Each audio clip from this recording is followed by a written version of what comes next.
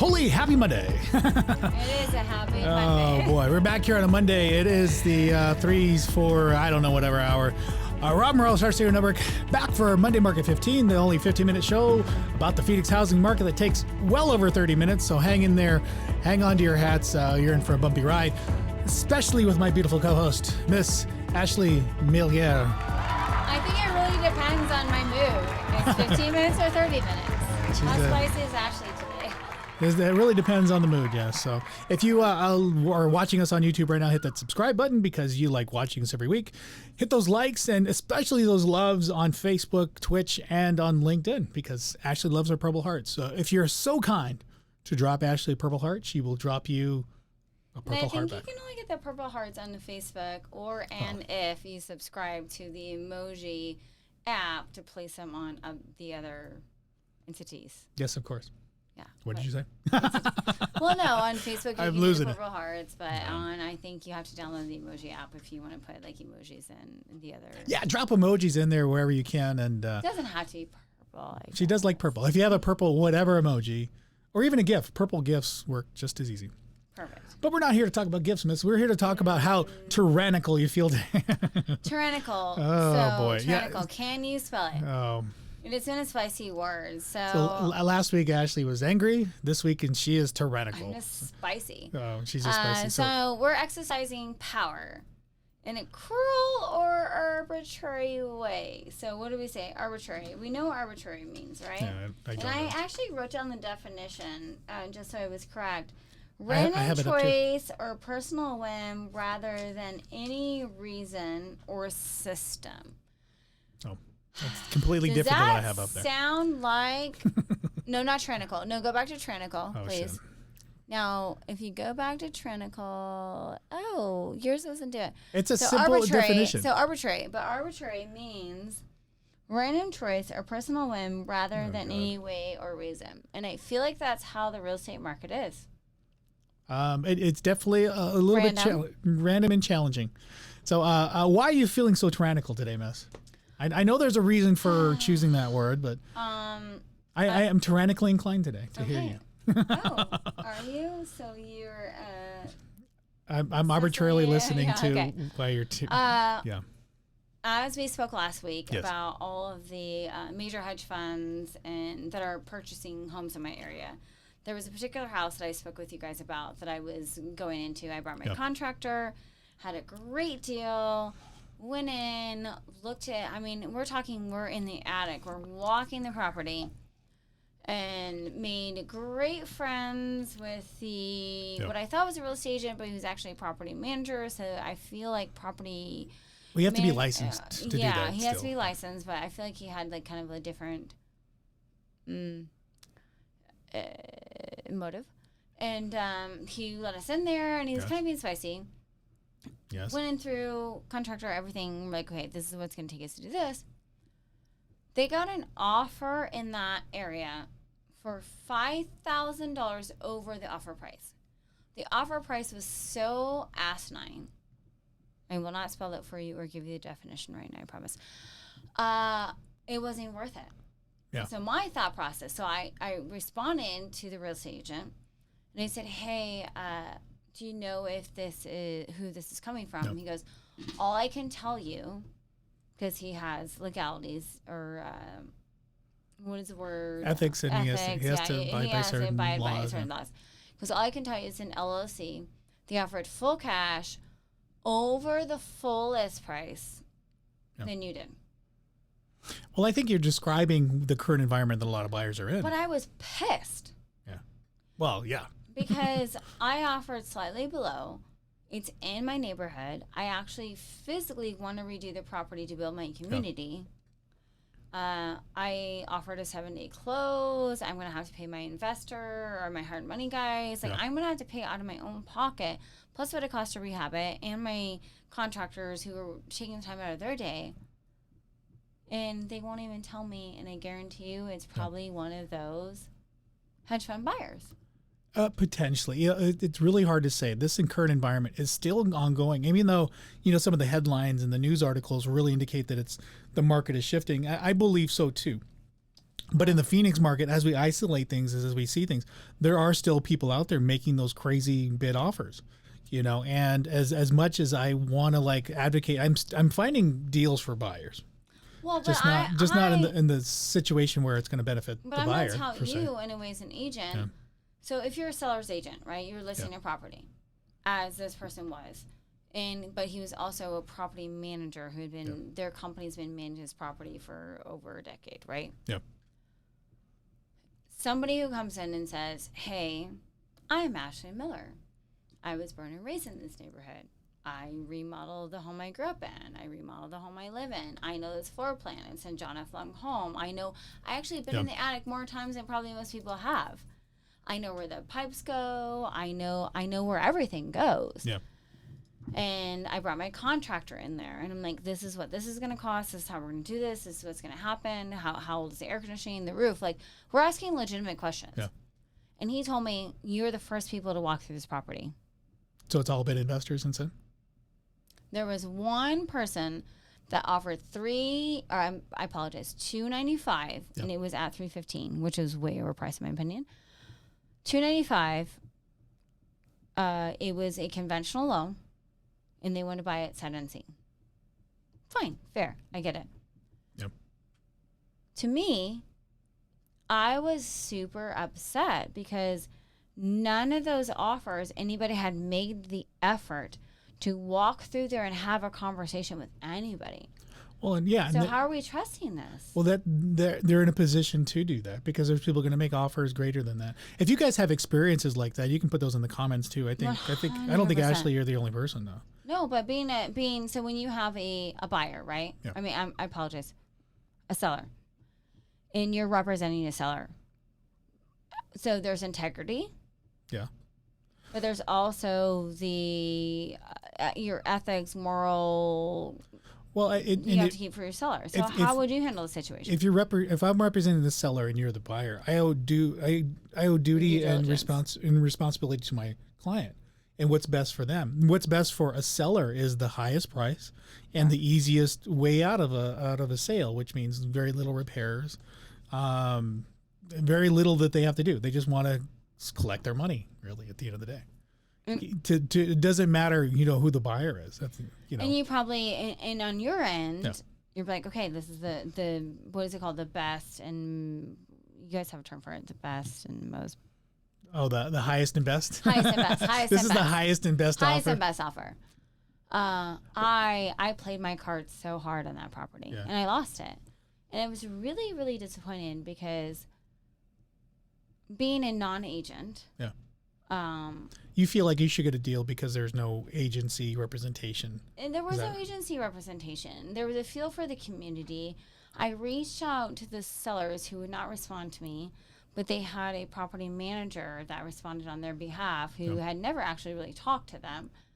So you don't have that because you're not running a property management company per se. Correct.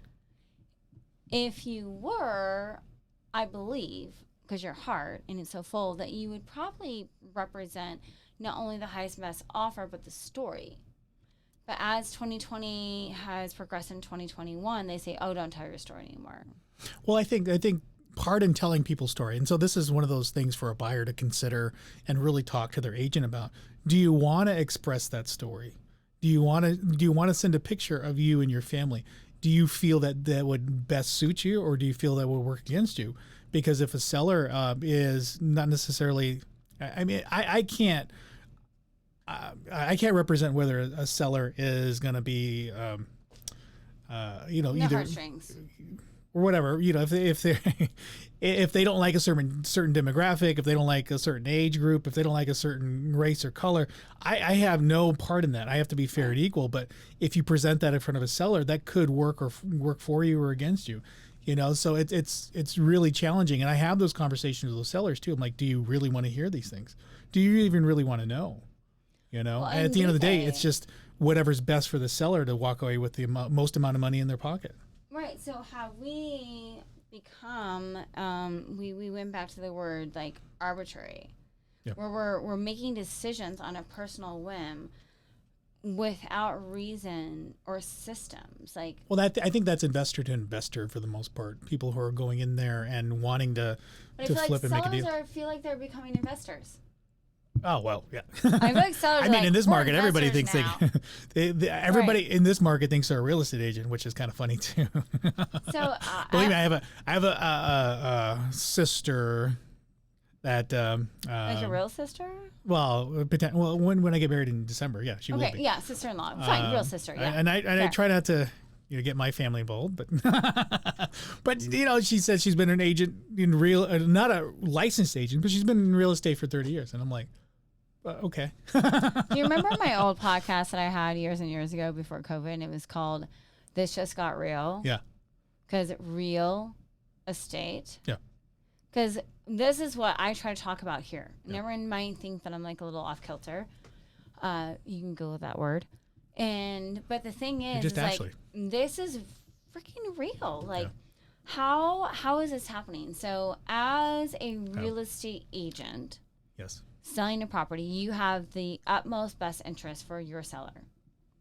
As a real estate representing the buyer, you want to have the buyer's utmost interest. Well, the challenge is like representing both for the same transaction. That's a pickle. That's where I was going with this. And so and nobody likes pickles. Yeah, and in situations like that, you do.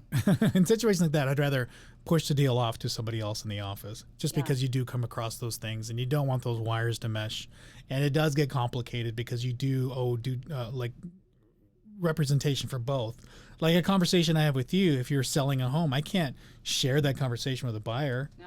And even if I know, like, she'll take 210. If you want to offer 209, 210.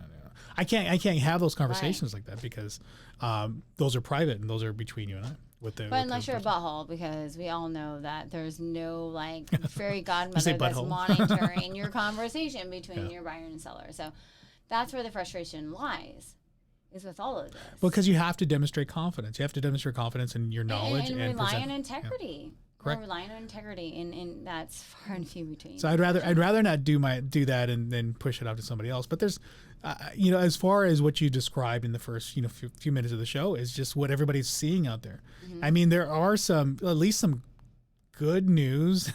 No, there's perhaps always as far as news on the buying side. Well, and this is the one thing that I encourage all of you who are not on the front end or the back end or the middle end is let's just look at the numbers. Straight to the numbers. No, for so real. I didn't want to have to, as consumers who may not have access to what we have access to, you still have access to something, and you still have access to us. Yeah, and getting information, and I think the thing that people seek for is interpretation. They have a feeling, and they seek people out who's going to satisfy that feeling. So if they feel the housing market's going to crash, they're going to find information and people out there that's going to be like, confirm it. I talked to this one agent. He said it's going to crash. And Robert, you said it wasn't going to crash. I said, well, I didn't say that either. But or if you're on the other side, hey, this market's keeping going. If you invest now, you're going to make 10, 20% next year, and you will find confirming information wherever it is you seek it out. Sure. That's just plain and simple. At the end of the day, you guys, 1 + 1 always equals 2. Yes. I mean, unless there's that high school joke that's like 1 + 1, they're like 21. Oh boy, I know it's a nerdy joke, but the point is, I mean, 1 + 1 equals you and me. 1 + 1 always equals 2. So whether you agree or disagree or take my side or Robert's side, they're gonna take my side, or your side or my side or both of our sides, my side. We're always choosing to take the side where our heart leans or our mind leans, right? But once we get to the numbers, So I'm gonna put up here, as far as getting into kind of the market and the way it is, there are people going into that conversation of, is the market going to crash? I don't believe so. I think it's going to stagnate a little bit. Yeah. There will be some pullbacks slightly. I mean, people are just the middle class is getting bought out. So what is the bubble? That's the thing. So you just said it. Middle class is getting bought out. Why? Because you have people that are making money, or that people that know how to manage money, and they're pushing it to these long-term assets. And these assets, called real estate or houses, are a tremendous hedge against inflation. So if you believe the economy is headed for an inflation or a period of where prices are going to continue to rise, one way to counteract that is to park your investment into something that will rise along with inflation, or rise beyond that, or bounce back quicker than the price of goods and services. Well, and I concur with that, but I also think it's a lack of education as well. A lack of education of how we can invest our money. Because people don't know how to manage their money. Well, and that's not a negative thing. I'm not a perfect money manager by any means, but I do have an Excel spreadsheet that manages a lot of the stuff for me. But I don't like the word bubble. Because to me... Well, nobody likes bubbles. I mean, I didn't learn how to blow a bubble gum bubble until I was probably 12. And my kids learned how to burst a bubble at 7. You know what I mean? Well, that's a little bit different than the housing bubble. No, but everyone bursts a bubble at a different time. Yes. So what may work for you? Have you ever had that piece of bubble gum in your mouth where it gets bigger and bigger because you have like the bubble yum that like expands more and more with elasticity? Yes. Or you have that snaky piece of bubble gum that you're like, and it pops right away. Well, regarding the housing bubble, I know it's a far-fetched analogy, but everyone has a little their far-fetched own interpretation of what the bubble is. So the housing bubble in itself, the concern is that the elevated prices have increased so much that there is going to be a pullback, or there's going to be a correction. The significance of that correction, everybody is in interpretation of. I believe, and this is normal market cycles. Sure. As things, what we do in this economy, it's a debt-based economy. We borrow money to make more money. The problem is, if you watch GDP, how much we produce as a country, we're not producing as much as we are borrowing. We're just borrowing against borrowing against borrowing. And it's to a point where the money isn't turning over. That's called market velocity or money velocity. So money velocity, we're not turning over money as quickly as we're generating it. So the market has to cycle out. At some point, you have to pay back the debt you just borrowed. And so we're basically year 12 on a 7-year cycle. So that's why people are concerned that there's going to be a crash. And that's why people are concerned that the housing prices are going to tremendously pull back far back more than where they're at. But if you look at the loan types, if you look at how people are buying houses, this isn't 2007 again. We were leveraging so much on that debt. We were borrowing so much to buy houses, on debt, not on any kind of fundamental, not on any kind of cash. The houses that are being purchased, well over $100,000 in cash, well over, people have cash flow. Yeah, and when they go sell it, they may be losing money, what they put into it, but they won't necessarily, be losing as much as it would have. You know what I like to call this economy? It's not. Okay, money Tetris. Oh boy. No, it is, because we moved away from the bubble gum. We have. We feel so bad. Oh boy. In 2008. Let's just start the cycle 2007, 8, 9, 10. Let's just call it that 4-year span. Yep. We can even call it a portion of the 7-year. Now, as we've been more educated, we've been putting our money elsewhere. Bitcoin, stocks, well, and that's part of the over leveraging is that we're borrowing money as a business, as a corporation. You're borrowing cheap money at 2-3% That's why I called it money Tetris. And you go around buying stuff like Bitcoin. You go buy stocks. You go buy real estate based on borrowing money to sell it in like 3-4 months to make your 5%, 10%. Right. And then do it all over again. You just keep borrowing and borrowing off borrowing. Second largest U.S. mortgage lender will accept payments in Bitcoin.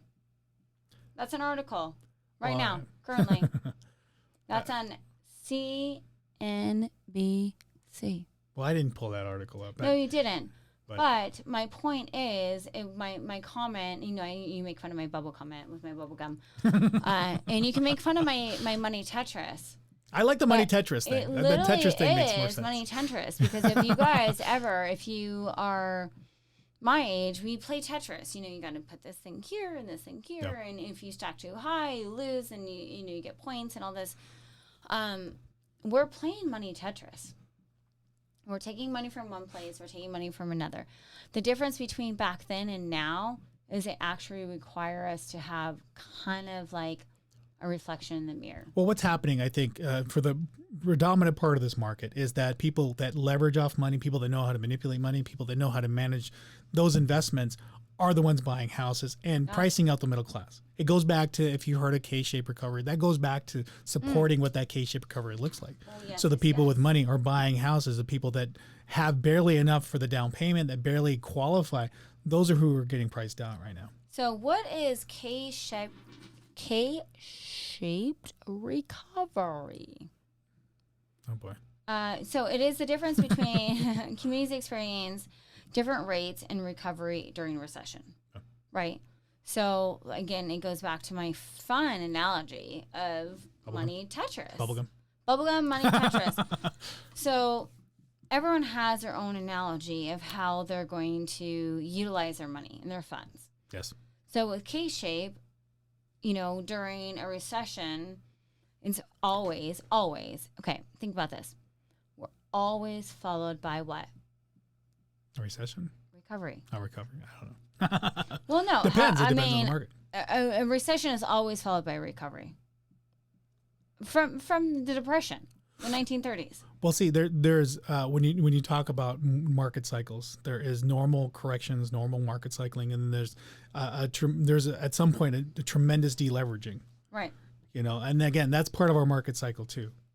You know, so you have to pay back the debt that you make, but there's also a larger market correction, and people believe we're in that deleveraging period or beginning that deleveraging period, like the Great Depression, because there's so many indices and indications that could be leading to that. But again, that just depends on what side of the coin you're on. Okay. Well, the coin that we're on is apparently Bitcoin. No, anyway. Oh, so the difference between then and now is our government, unfortunately, is bailing everyone out. Well, that has been the biggest issue this whole beginning of the year, is the government involvement into things that they really they've gotten involved in market, just normal market cycles. They've gotten involved in things that they've pushed along further than they should have. I mean, the housing moratoriums, the mortgage moratoriums, and the eviction moratoriums. There should be normal market correction cycles. You know, not everybody's going to win and not everybody's going to lose. Okay, can I use an analogy right now? Please? Is it well, bubble I'm gum? Do it anyway. Is it bubble gum? It's not bubble gum. Okay. I was raised this way. Yes. Had to buy my own banana seat bike. Oh, banana seat. I believe I told this story before. No. Raised money. I dog watched or dog walked, and then washed vehicles, made money. Bought my own banana seat bike from Toys R Us, which is now long gone because of all the things we're going through. My children, who I think I'm pretty freaking hard on. Yeah. Like, I don't smack them, spank them. I probably should. But they're pretty, they have a very nice life for what I can provide them. And I work my ASS asterisk off for them. Why? And I think what we're doing is, and I'm a parent, and I am guilty as can be, like slap my hand, whole thing. I provide my children for way more than what they deserve. Yeah. The government is doing exactly what I'm doing to my children. And then I complain, well, why won't you mow the lawn? Why won't you do this? Why won't you do that? You know what the problem is? Accountability? Me. No. You're the pushover mom? Is that what you're saying? No, I'm not, but I am. I'm the problem. Because I'm like, oh, okay, honey, well, you did this, you did that. And then I give in, and I get weak. And I give in to them. And I go, oh, my gosh, I am my own government of my house. Because you don't want to experience pain, the pain of listening to them argue and fight. No, but there was no option when I was a kid. I left my banana seat bike outside to run in for some water, ice cold water, because I didn't want to drink out of the hot hose. Yeah. And I should have put it behind the gate, and my bike got stolen. Guess who had to pay for their own bike again? myself. Ashley Miller. Nobody gave me a stimulus check. Nobody gave me unemployment because I couldn't send my Barbie dolls house to house, or people didn't want their dogs washed or their car washed or their... Nobody gave me anything. I had to do it all over again. I do like the banana seat analogy more than the bubble one. Yeah, no, but then here are my children who are living in an economy where we just give, and we're like, why are our kids being bratty? Why are kids acting this way? Well, and I think that describes the overarching culture This is what's of happening. the U.S., of our United States. Why are we doing this? Why are we giving people stimulus checks? Why are we giving them unemployment? Well, so they can buy a brand new freaking banana seat bike and never really appreciate the value of that pink cute banana seat bike? Will it make you feel better if I bought you a banana seat bike? Yes, actually it would. And all of you, if you want to buy, it was really, really pretty pink. It wasn't bright pink. It wasn't light pink. It had this cute banana seat, but it also had, you know, in banana seat bikes when the back end came up. Oh, it had the little arch. It had the arch on there. It had the big things. It had tassels on it. Oh, boy. And it had this like really cute, pretty pattern, and it was legit from Toys R Us. Guess what? I've never had a banana seat bike again. I'm almost 40 years old. If you want to drop, drop a banana seat bike emoji for Ashley, our biggest problem is not only as parents raising our children in this type of economy, because we're being trained by our government. Well, and the thing with being a savvy investor and the things that you have to understand, I think, because you're doing investments and stuff yourself, it's not necessarily to fight the system. The system's going to be whatever it is. And we're not necessarily in a financial position or have any influence over our government other than, you know, writing a letter to our congressman or calling him and leaving a message. But, you know, as an investor, you have to take whatever is in front of you and whatever, you know, circumstance you have, use that to your advantage. If it's a challenge, then overcome it to make what's best for you and your family. You know, because in investments and the things that I've done, it has always been with some sort of sense of challenge to it. And the better you are, the more nimble you are, the better you figure out how to come through that. So, and I think you're doing good. And, so and I didn't you're here with me. I didn't get to call Toys R Us and ask him for a new bike. She's here with me. This banana seat, despite the fact that she never got her banana seat. She's here. No, I never got it back, but I did actually move on in life, and I negotiated. I ended up with a blue mongoose bike. It was a racing bike, blue mongoose bike, and a pair of rollerblades. Oh, see, there's always a silver lining. There's always a silver lining. But I think that we really need to. The news is just like killing us. And so that goes back to, you really have to take news with a grain of salt. The news should just be a starter for something to look into further, you know, and understand the way things operate and not what somebody's trying to sell you or sell you on an agenda. Everything is only as valuable as what you're worth paying for it. So we're creating our own value right now. And if it's free information, then you're going to get whatever it is. Free information is free information. So you log on to this show to find out the information that you would normally get anywhere. No, and you can, but I think the point of the show is not about provide you with factual information because you can Google it and research it. I think the point of the show is to tell you that the information that you receive, make sure it's valuable to you. Or that you can utilize it for the decision you're about to make. Right, absolutely. And so as we come to the end of our show, Miss, we went on a little bit of a tirade. I already told them I'm spicy today. And so I want to go over a few numbers just to make sure that we keep it tuned and people are well informed about Phoenix housing. So we're going to go to our pseudoscience. You know, every week we've been checking out the new listing numbers. This week is really no different. So when we started this whole process, which was back in early July, the number of listings were roughly about 3,200, something like that. And in the manner of what are we, about 6-7 weeks after we started doing that? Now we're about 6,500 active listings on the market right now. I like seeing this number. I think it's fantastic. So we see in the numbers right there on the screen, you see this increasing number of listings coming on market, just slowly. There's houses being sold and there's houses coming up. So as if you're a buyer, that is a good indication of like, hey, there's some inventory coming up. Still a lot of competition, but there's some inventory coming up. Maybe there is a chance out there. Maybe in the next few months, as we see these markets increase as far as supply goes, there may be a chance for a buyer to actually buy a home. But, you know, right now we're still in a very aggressive market, as Ashley articulated at the beginning of the show. Well, and I'm going to interject, as I always do. With this housing, this number, I love seeing this. I think this is fantastic. we also need to bring a lender on here to showcase and educate people on how they can buy some of these homes that may not be to their style.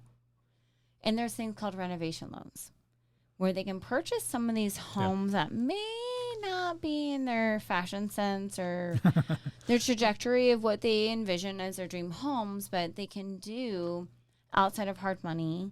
They can do renovation loans, and that's definitely an option. There's escrow holdbacks. That's the formal name of them, and I believe there's a certain dollar limit depending on what the issue is or what an investor. Somebody will come in. So investor loans are different. Yeah. Well, no. So the buyer will come in. They'll bring out an inspector. The inspector will do the trajectory. They'll do an actual ARV, so an anticipated value on what it'd be after the construction loan. Yeah. And then they'll actually lend you money on what the remodel would be. So if you, Robert, take somebody out to a home and they're like, oh, but I need one more bedroom. Or like the wife is like, that kitchen doesn't fit my style and she loves cooking. There are options out there. So when Robert takes you out, because I always have to tout him because he's amazing, and you see that home, and you're like, it just, and he shows you a home that's worth $250, and you're like, I'm looking for $350, but you have the option to get a renovation loan that will give you the trajectory of probably $400 after you remodel it. You have to kind of see outside of that vision, and I love seeing this number go up because I have a feeling that the number is going up because a lot of people whose homes might need renovation are now putting them on the market, but know that there's different lending options for that. Yeah, so obviously reach out to a lender. We're going to have we should have one or two coming up. I've had conversations with a couple people who are interested in coming on the show and sharing those information with us. But also to the next slide as we go along, this is the FRED, I should say. Fred. And it talks about, and you can see here the increasing rise. And just visually, you can see this is housing supply in months of inventory. And you can obviously see there that the housing supply is increasing. This is a national number. So, and we also see that reflective in the Arizona number. So it's not just here. This housing, whatever crisis housing, whatever it is you want to label it, is being seen globally, as well as nationally, as well as here in Phoenix. I think we do see a little bit different perspective when it comes to Phoenix, but just know overall the housing inventory is increasing. I just don't know to the extent to where somebody's going to buy the house of their dreams quite yet. They might have to make some concessions still. Let me see, what else do I have here? I have unemployment. I don't know if you guys are still interested in that.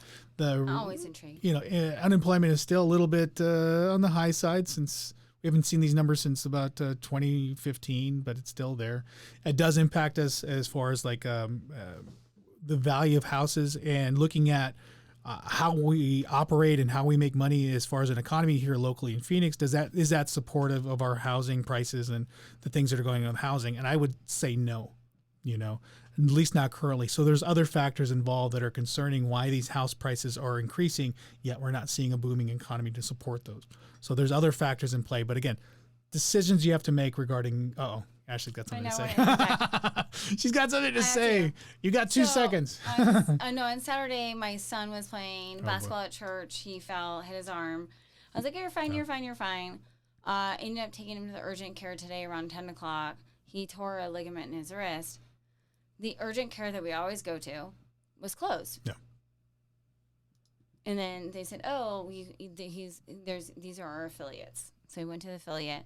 And they said, oh my gosh, we love them. Like husband and wife who own. So a lot of the urgent cares banner, they're owned individually. I got their clothes. Like I've never been there when they're closed. She goes, they don't have employees. They don't have staff to work at all. But look at our unemployment rate. Yeah, and there's something to be said. I don't know how to make of it. There are just number of people still not working or employed. I think the unemployment benefit reflects people who are filed unemployment. That doesn't necessarily mean that people are, looking for unemployment. They could be living with a parent. They could be living at home still, or a different situation where they're not leveraging on unemployment. I don't know. About a husband and wife who own Banner Urgent Care on 64th Street in Greenway, who rely on that for the employees to show up, and they actually have to shut down and refer to their affiliates because they are a franchise.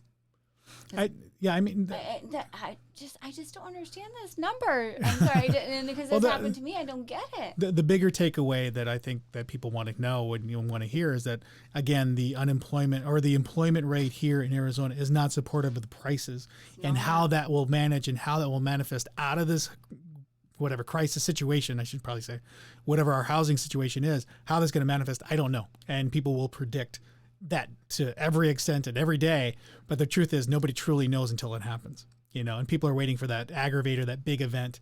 There's a concern about new lockdowns again. Is that going to come around? I don't want to get on a rant, but I can't Ashley gets on a rant about a lot of things. Well, my kids haven't been able to go to school. Correct. But I did want to point out a couple last things before we head out for the day. Going back to our market index, I've been watching the market meter, the demand index. Oh, yeah. And for a while there, it was reaching a more balanced market.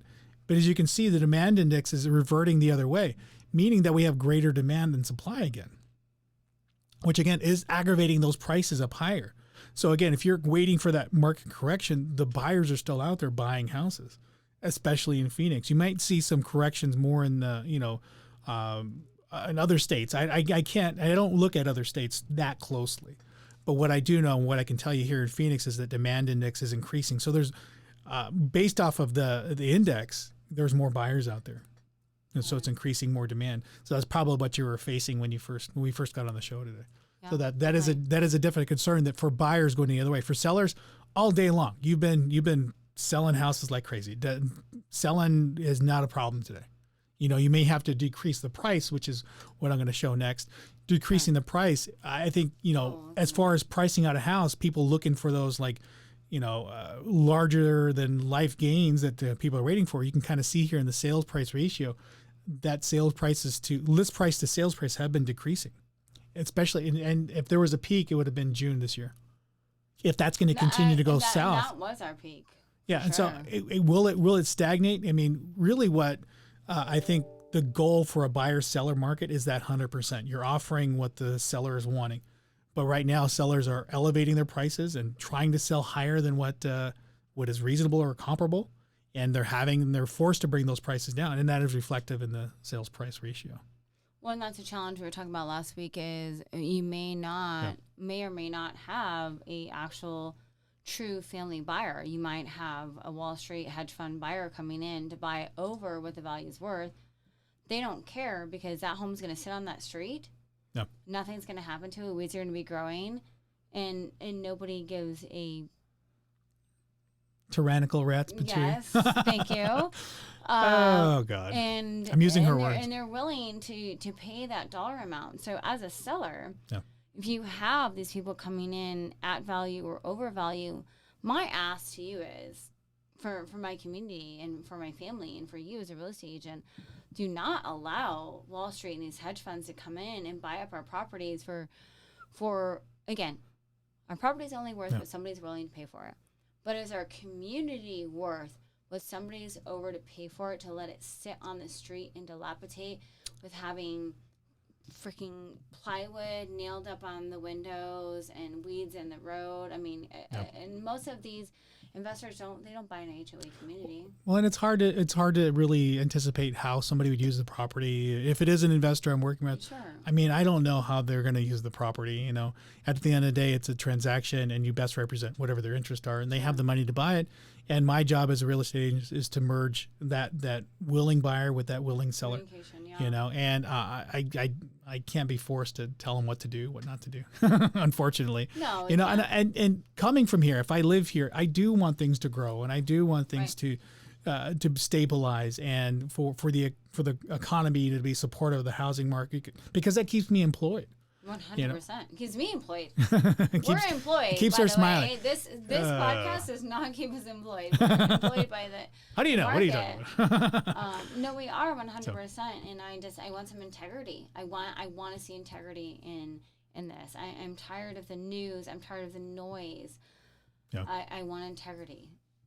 That's what I'm searching for. And that's where I guess we'll leave it at. So, coming at you here Mondays, every Monday, if you want to tune in and watch us every week. Be very tyrannical, be very crazy, be very smart and fart. I was going to say fun, but that came out fart. It's Monday, man. It's 4 o'clock. I got to get out of here. So I appreciate you guys. Rob Morales, our SEO Network. Ashley Miller from Great American Title. Everybody just loves her and wants her to come back every week. We're here at you bringing information about the housing market. Tune in, and we'll see you guys next week.